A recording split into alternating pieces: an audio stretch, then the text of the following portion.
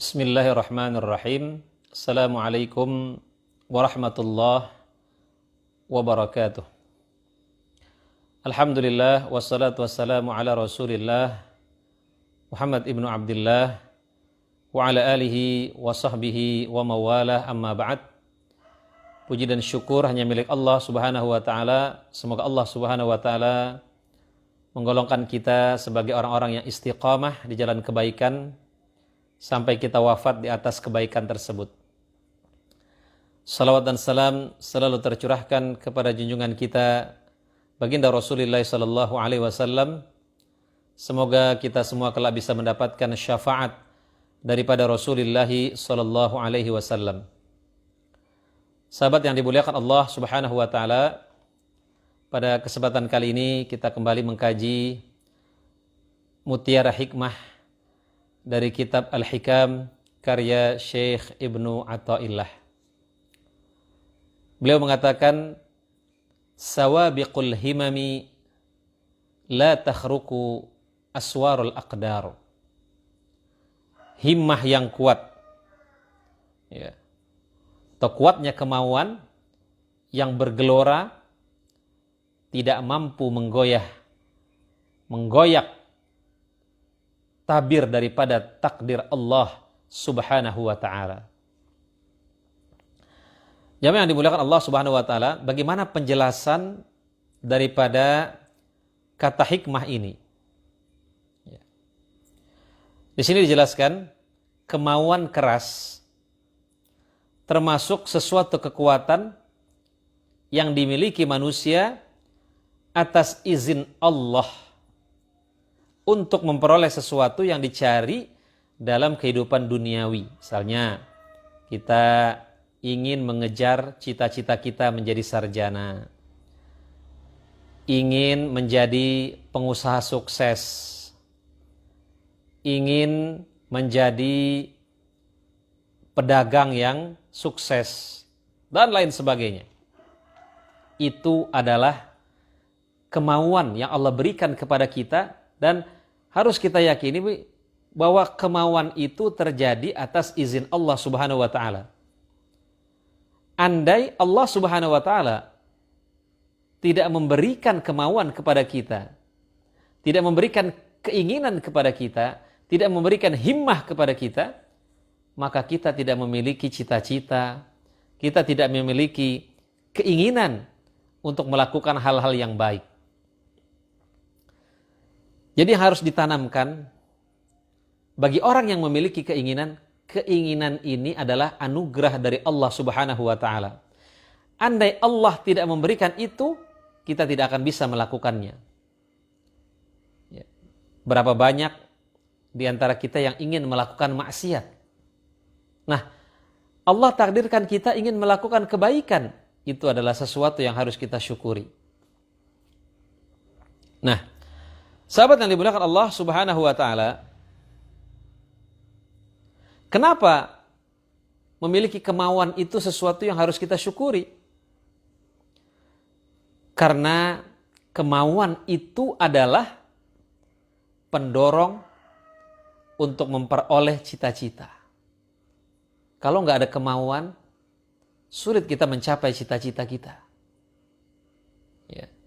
Jadi, alhamdulillah Allah berikan kepada kita kemauan. Namun, untuk menggapai cita-cita tersebut, kita harus melakukan sebab-sebabnya. Karena sebab-sebabnya itu juga bagian daripada takdir Allah Subhanahu wa ta'ala. Ulama mengingatkan kita, tarjun najata walam tasluk masalikaha. Inna safinata la tajri 'alal yabas. Kau mengharapkan kesuksesan. Ketahuilah sesungguhnya, ya, kau mengharapkan kesuksesan tetapi kau tidak menjalani prosesnya. Ketahuilah sesungguhnya perahu itu tidak akan berjalan di atas daratan. Ya. Nah, sahabat yang dimuliakan Allah Subhanahu wa ta'ala, di sini kemudian dijelaskan Namun demikian, semangat dan cita-cita hamba Allah tetap berkaitan kerap dengan iradah dan izin Allah Subhanahu wa ta'ala. Setelah kita bercita-cita, setelah kita mempunyai rencana, apa yang harus kita lakukan? Laksanakan cita-cita itu. Laksanakan rencana itu, kemudian kita bertawakal kepada Allah Subhanahu wa ta'ala tentang hasilnya. Allah Subhanahu wa ta'ala berfirman, فَإِذَا عَزَمْتَ فَتَوَكَّلْ عَلَى اللَّهِ. Jika engkau memiliki azam, hendaklah engkau bertawakal kepada Allah Subhanahu wa ta'ala. Ya. Kita boleh memiliki keinginan yang tinggi, silahkan, tidak dilarang. Kita memiliki cita-cita tinggi, tidak dilarang. Bahkan Rasulullah SAW mengajarkan kepada kita, kalau engkau minta surga, mintalah surga Firdaus. Ini kan artinya Islam mengajarkan kepada kita untuk bercita-cita tinggi. Kalau kita bercita-cita meraih surga Firdaus, ya paling enggak, kalau kita nggak dapat surga Firdaus, mungkin surga yang di bawahnya. Tetapi, ya kalau kita bercita-cita dapat emperan surga, nah kalau kita nggak dapat emperan surga, nanti kita dapat apa? Ya kan? Dapatnya neraka kalau nggak dapat emper surga. Maka bercita-cita yang tinggi dipersilahkan. Ya. Miliki rencana dipersilahkan. Dalam hidup itu harus ada perencanaan. Bahkan salah satu ciri orang yang bertakwa adalah orang yang memiliki rencana. Allah Subhanahu wa taala berfirman, "Ya ayyuhalladzina amanu taqullaha wal tanzur nafsun ma qaddamat lighad." Wahai orang-orang yang beriman, bertakwalah kamu kepada Allah dan hendaklah setiap diri melihat apa yang dia persiapkan untuk esok hari. Ingat, gagal mempersiapkan sama saja dengan mempersiapkan sebuah kegagalan. Ya, ada orang yang mempersiapkan kegagalan, ada. Yaitu orang yang tidak mempersiapkan apa-apa untuk masa depannya. Sahabat yang dimuliakan Allah Subhanahu wa ta'ala. Nah, di sini Syekh Ibnu Athaillah menjelaskan, pada akhirnya segala kekuatan yang dimiliki manusia itu terbatas, ya, terhambat pada kehendak Allah Subhanahu wa taala dan takdir Allah.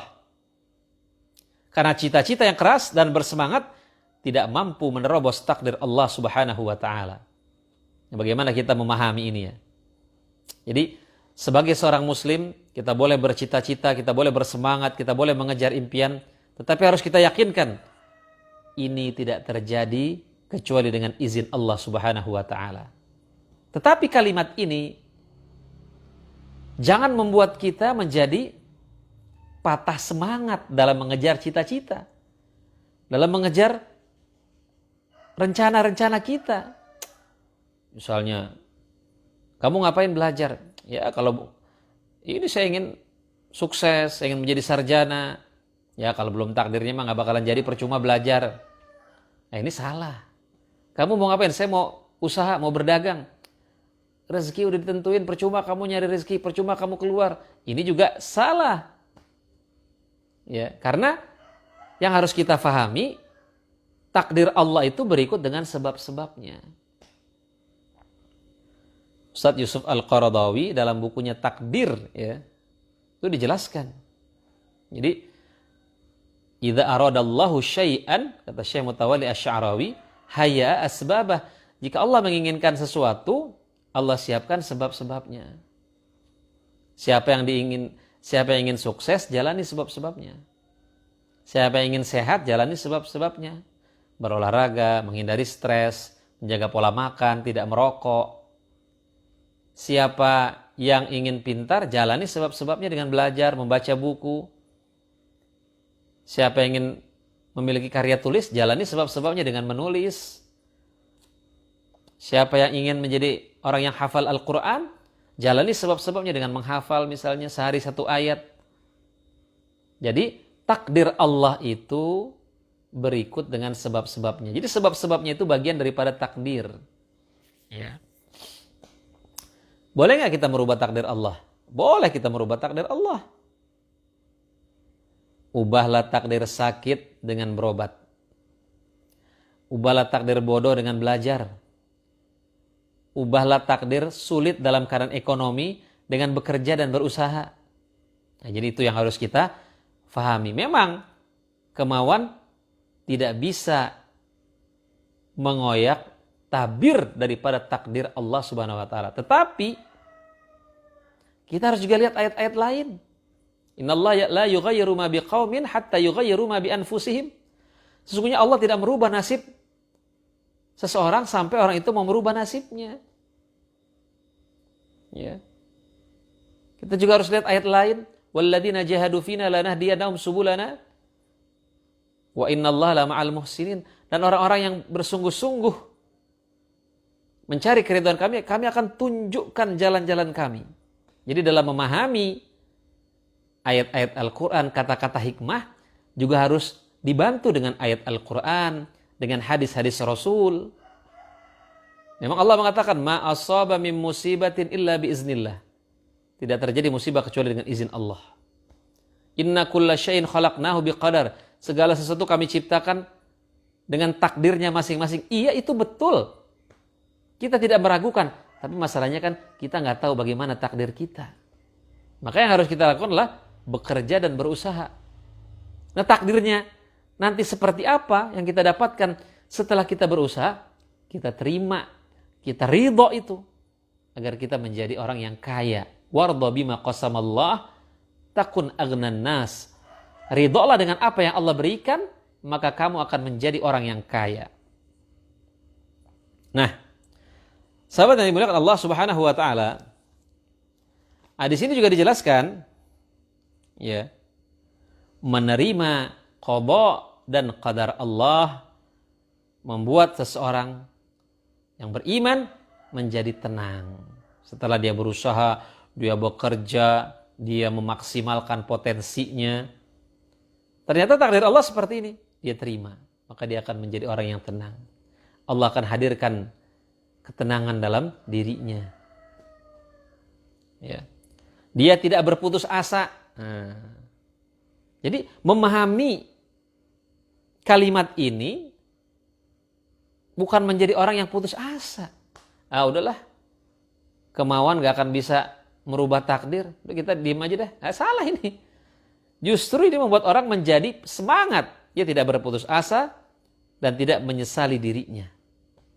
Ini tadi makanya harus difahami dengan ya, misalnya ada syair-syair yang membuat kita semangat, manjadda wajada.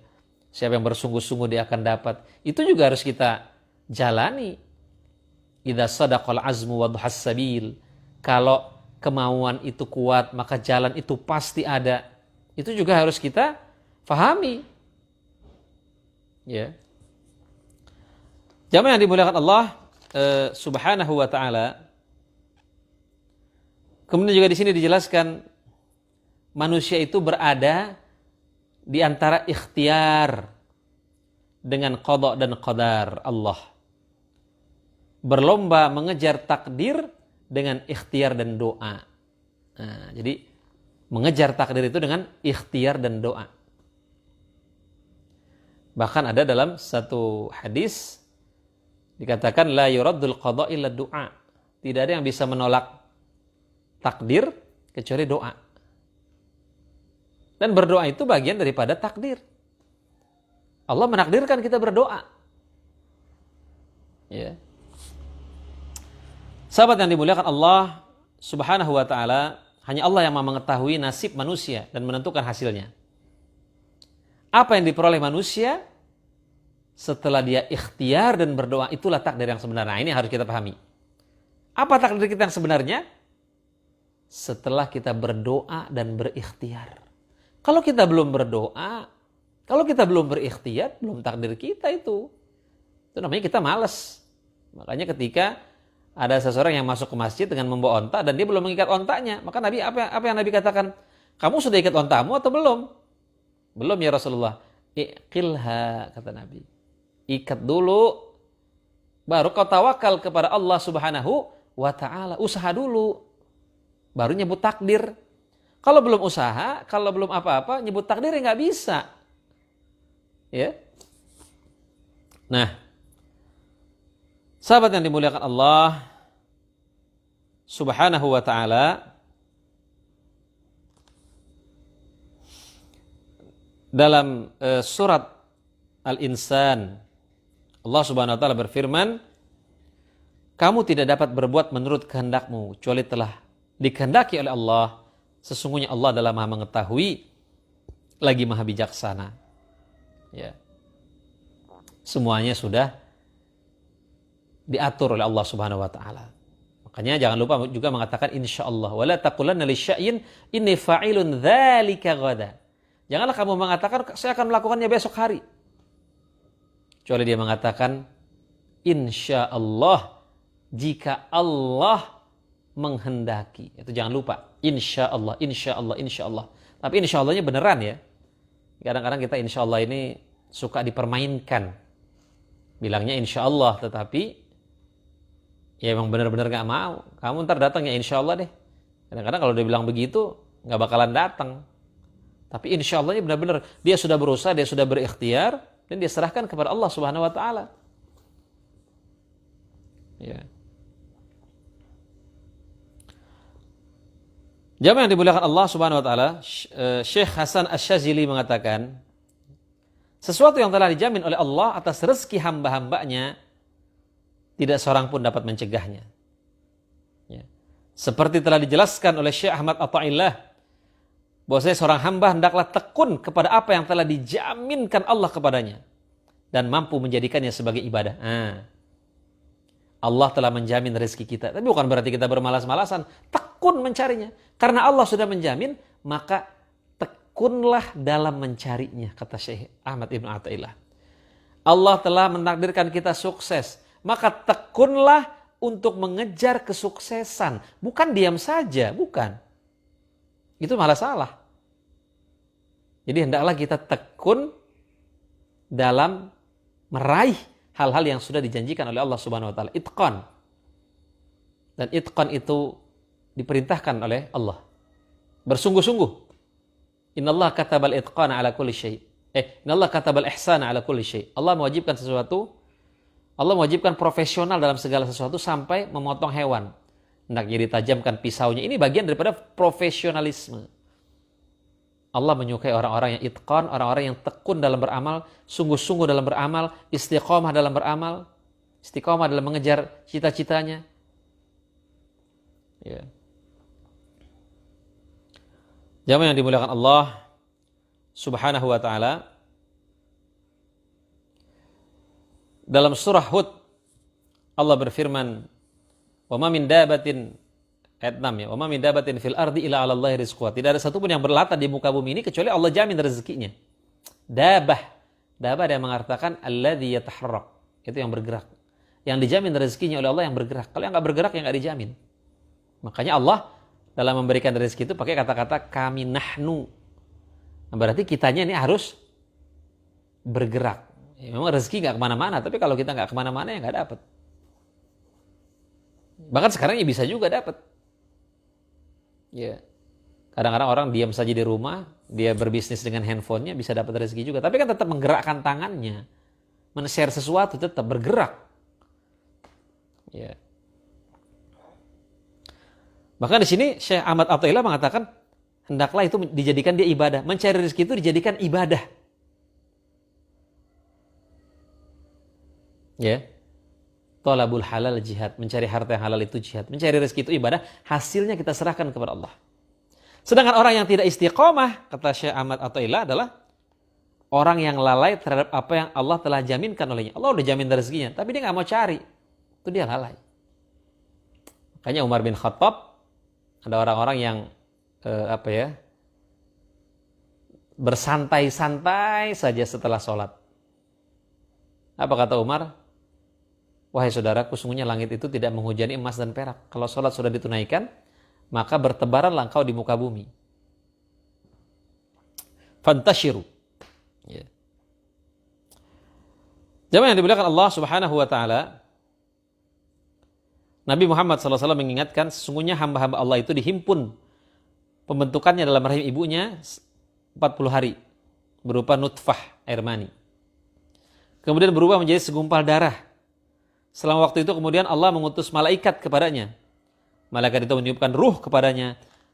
Lalu ditetapkan pada dirinya 4 kalimat. Ditetapkan rezekinya, ajalnya, pekerjaannya, nasibnya bahagia atau tidak, hadis riwayat Bukhari. Itu kita yakin, tapi sekali lagi itu kan tersembunyi, kita nggak tahu. Maka tugas kita adalah berikhtiar, berdoa, bertawakal kepada Allah Subhanahu wa taala dan menerima hasil apapun dari Allah Subhanahu wa taala, karena itulah yang terbaik. Ya, yang kita suka belum tentu terbaik menurut Allah. Yang kita tidak suka belum tentu itu tidak baik. Kadang Allah Subhanahu wa taala menguji kita untuk menerima hal-hal yang tidak kita sukai. Allah Subhanahu wa taala mengingatkan, boleh jadi kamu suka sesuatu tapi itu buruk buat kamu. Dan boleh jadi kamu tidak suka sesuatu tapi itu baik buatmu. Wallahu ya'lamu wa antum la ta'lamun. Allah mengetahui dan kamu tidak mengetahui. Nah, sahabat yang dimuliakan Allah Subhanahu wa taala, mungkin itu saja yang bisa saya sampaikan.